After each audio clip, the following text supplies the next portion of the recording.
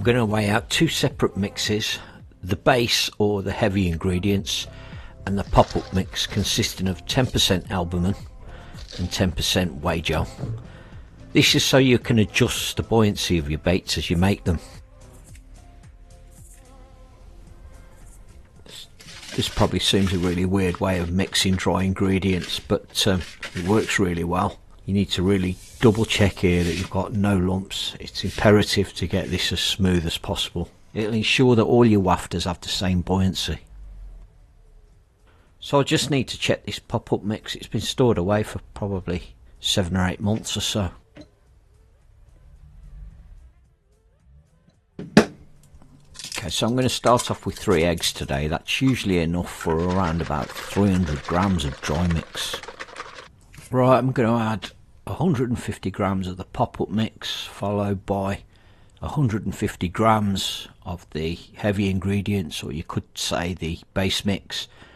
I'm going to pop all the unused ingredients into an airtight container. Easy does it with this. Right, let's give that a good mix. Make sure you incorporate every bit of this. And don't forget just to keep this on the wet side. The reason being is you need to be able to balance it out by adding either more heavy ingredients if it's too buoyant, or more pop-up mix if it sinks.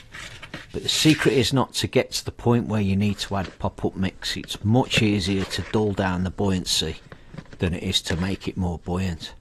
So always weigh out 50-50 of heavy to pop-up, and you'll usually find it's slightly over buoyant, which means just dabbing a bit of heavy ingredients into the mix while you're kneading it on a surface.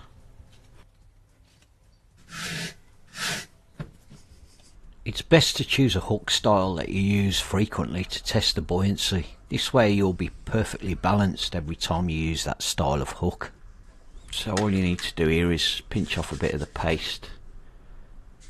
Try and get it equivalent to a 14mm dumbbell size, and then mould it onto the bait screw. And we'll get it in and just mould that on, and we'll see what the buoyancy is like.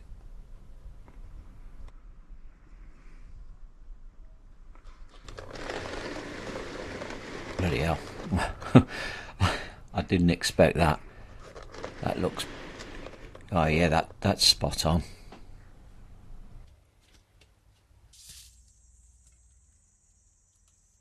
Let's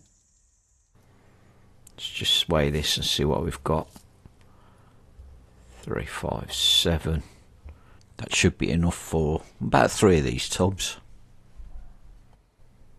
You'll find it better to mix all the dry ingredients together before adding to the eggs.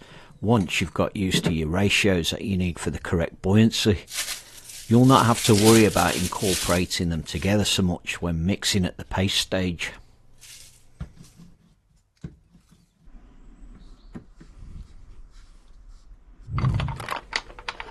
So I'm using a 14mm piping nozzle and a 16mm table.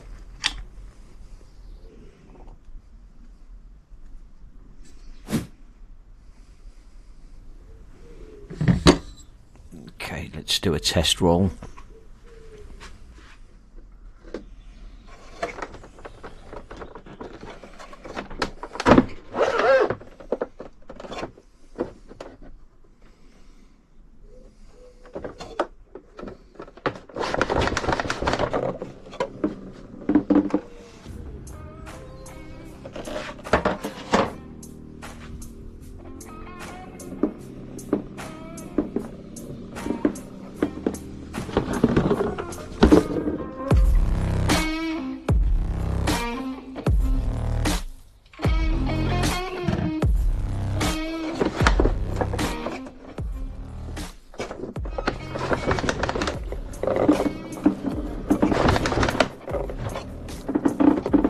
Cook these for around 1.5 minutes at around 90 degrees or so. I don't like to get the water to a rolling boil, as it denatures the wafters too much for my liking.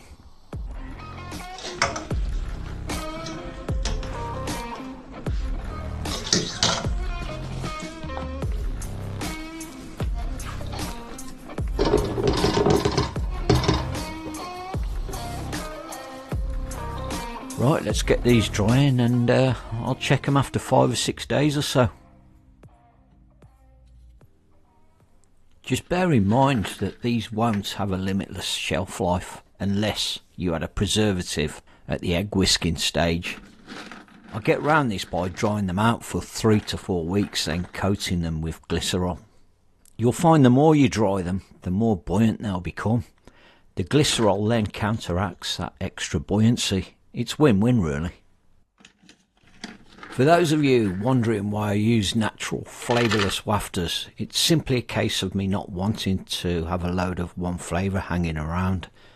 I can then decide on a flavour on the day or a day or so before I hit the bank and soak a handful in my chosen flavour, or use them as they are.